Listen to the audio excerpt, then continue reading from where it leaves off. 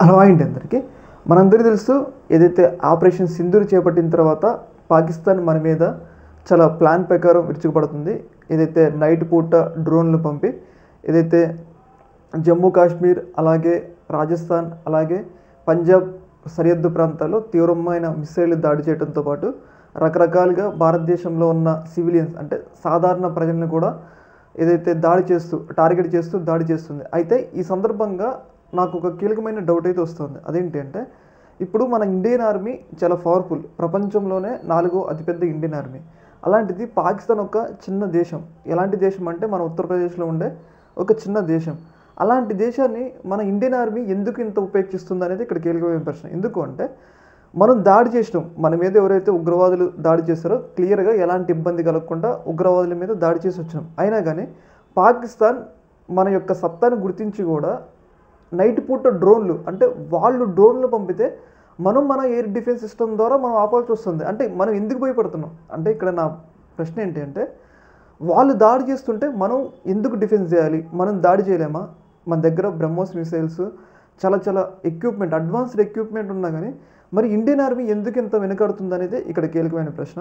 వాళ్ళు దాడి చేస్తుంటే మనం డిఫెన్స్ చేస్తున్నాం అంటే, వాళ్ళు ఇంత బుడ్డ దేశం, మంది ఇంత పెద్ద దాదాపు 140 కోట్లు ఉన్న దేశం. జమ్మూ కాశ్మీర్లో దాదాపు ఏదైతే ఆపరేషన్ సింధూర్ జరిగిన తర్వాత దాదాపు 30 మందికి పైగానే చనిపోయారు. మనం రీసెంట్గా చూసుకుంటే ఏపీలో ఒక అగ్నివీర్ చిన్న జవాన్ 25 సంవత్సరాలు ఒక జవాన్ అమరుడయ్యారు. పైగా ఏదైతే జమ్మూ కాశ్మీర్లో ఇప్పుడు వస్తున్న సమాచారం ప్రకారం ఏంటంటే, రాజౌరి పట్టణానికి సంబంధించిన డిప్యూటీ హై కమిషనర్ అని చెప్పేసి ఒక కీలకమైన అధికారి కూడా మృతి చెందారు. అంటే జమ్మూ కాశ్మీర్లో ఒక కీలకమైన అధికారి కూడా మృతి చెందారు. అయితే ఇక్కడ ప్రశ్న ఏంటి అంటే, మనం ఇంత ఉన్నాం అంటే, ఇంత స్ట్రాంగ్గా ఇంత సత్తా ఉంది, మనకి ప్రపంచ దేశాల మద్దతు కూడా ఉంది. అయినా కానీ పాకిస్తాన్ డ్రోన్లు చేస్తుంటే, పాకిస్తాన్ డ్రోన్లు మన మీద పంపుతుంటే మనం ఆపుతున్నాం. కానీ ఫస్ట్ మూవ్ అనేది పాకిస్తాన్ వాళ్ళ నుంచి ఉంది. అదే మూవ్ మనం వాళ్ళ మీద ఫస్ట్ చేయవచ్చు కదా. ఇక్కడ మన దగ్గర చాలా ఎక్విప్మెంట్ ఉంది, సత్తా ఉంది, మనం ఎందుకు డిఫెన్స్ మోడ్లో ఉండాల్సి వస్తుంది? మనం వాళ్ళ మీద దాడి చేయలేమా? దీనివల్ల ఏంటి అంటే, పాకిస్తాన్ మన యొక్క అలుసును చూసుకొని మన యొక్క పట్టణాల మీద ఏదైతే బాలిస్టిక్ క్షిపణులు కానీ, ఏదైతే చైనాకి సంబంధించిన డ్రోన్లు కానీ, టర్కీకి సంబంధించిన డ్రోన్లు కానీ, రకరకాల ఇవన్నీ కూడా మన మీద ప్రయోగిస్తుంది.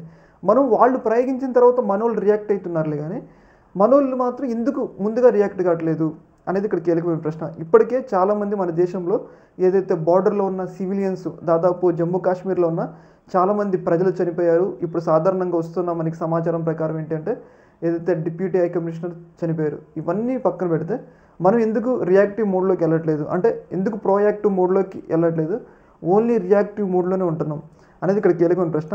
ఇండియన్ ఆర్మీ ఓకే, మీరు దిగితే పూర్తిగా పాకిస్తాన్ నెలమట్టం చేయండి. కాకపోతే ఈ దాడులు వాళ్ళు చేస్తే మనం డిఫెన్స్ చేయటం, మనం అప్పుడప్పుడు ఒక డ్రోన్ పంపించడం, ఇది ఎన్నాళ్ళు కొనసాగుతుంది? అంటే ఏదైనా ఒక అవుట్కమ్ ఉండాలి కదా. ఒక్కసారి మనం ఫిక్స్ అయినాం అనుకో, ముగించేయండి. ఒక 10 రోజులు, ఒక నెల రోజులు పాకిస్తాన్ నెలమట్టం చేయండి. సాధారణ ప్రజలను చంపుతున్నప్పుడు ఎందుకు ఆర్మీ అనేది ఇంత స్లో మోడ్లో, ఇంత డిఫెన్సివ్ మోడ్లోకి వెళ్తుంది? అఫెన్సివ్కి వెళ్ళండి అనేది ఇక్కడ కీలకమైన ప్రశ్న. ఈ యొక్క అంశంలో మీ యొక్క అభిప్రాయాన్ని కింద కామెంట్లు తెలియజేయండి. ఓకే మరి, థ్యాంక్ యూ.